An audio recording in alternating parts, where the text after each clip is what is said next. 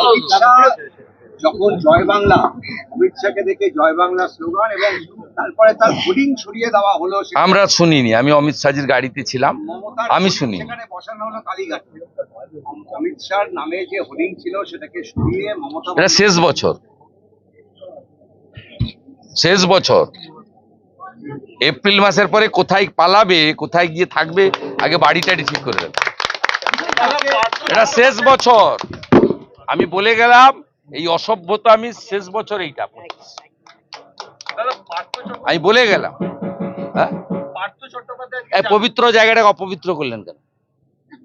কেন অপবিত্র করলেন?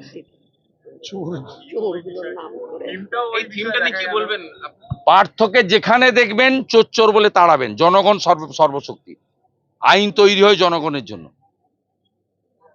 জনগণ জানে 8 থেকে 80 পার্থ একটা স্ট্যাম্প চোর। পার্থকে যেখানে দেখবেন বলবেন অর্পিতার বর যাচ্ছে, আর চোর চোর করবেন।